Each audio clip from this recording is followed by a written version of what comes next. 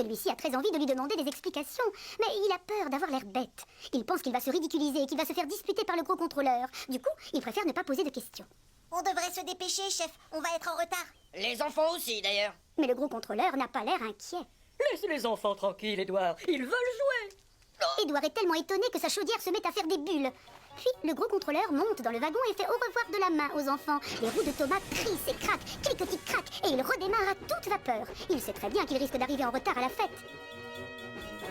Un peu plus loin, il s'arrête à un stop. Sans prévenir, le gros contrôleur descend du wagon, monte les escaliers et entre dans le poste d'aiguillage. Ça ne prendra que 5 minutes, promis. Thomas n'en croit pas ses yeux. L'aiguilleur non plus d'ailleurs. D'habitude, le gros contrôleur ne vient jamais dans sa cabine. Bonjour, mon cher. Dites, je peux essayer? Thomas lève les yeux et aperçoit le gros contrôleur en train de tirer un levier. À ce moment précis, il entend le sifflet de Gordon. Voilà, Gordon, il ne manquait plus que ça. Tous les invités du continent voyagent à bord de la grosse locomotive. Ils filent vers le pré où la fête va avoir lieu. Comme le gros contrôleur a actionné le mauvais levier, Gordon quitte la voie express et se retrouve sur une toute petite voie. C'est dommage, parce que celle-ci ne va pas du tout là où la fête va avoir lieu et qu'on ne peut pas rouler vite dessus. Mais devinez qui est ravi. Bravo. Alors là, c'est sûr, je rêve. Il faut que je demande au chef pourquoi il est si bizarre. Pourtant, quand le gros contrôleur redescend du poste d'aiguillage, Thomas préfère ne rien dire. Il a toujours aussi peur de passer pour un idiot. Qu'est-ce qu'on s'amuse. Allez, en voiture. Thomas fonce à toute vapeur vers la gare de la Pierre de Lune. La femme du gros contrôleur doit sûrement les y attendre. Thomas est un peu perdu. D'abord, il arrive ce matin avec une moustache. Ensuite, il joue à cache-cache avec les enfants dans les bois. Après, il force Gordon à quitter l'Express et à s'éloigner de la fête. Le gros contrôleur se conduit très bizarrement aujourd'hui.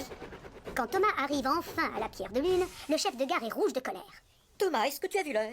Le gros contrôleur et son épouse ont dû partir à la fête avec Bertie l'autobus. Mais Bertie n'est toujours pas arrivé au pré. Les enfants non plus d'ailleurs, ni même les invités du continent. Alors ça, c'est incroyable.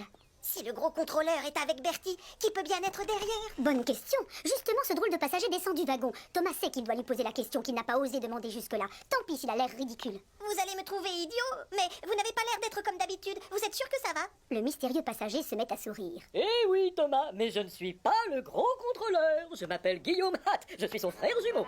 Ça, pour une surprise, c'est une surprise. Maintenant, tout s'explique. Thomas regrette de ne pas avoir posé sa question avant. Vite, vite, il n'y a plus de temps à perdre s'il veut que la fête ait vraiment lieu. Bertie doit être tombé en panne. On doit le retrouver au plus vite. Le frère du gros contrôleur est fou de joie. Youpi! On va encore jouer à cache-cache. Alors là, pas question.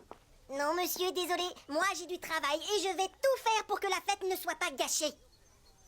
Guillaume s'installe dans le wagon, puis Thomas redémarre à toute vapeur.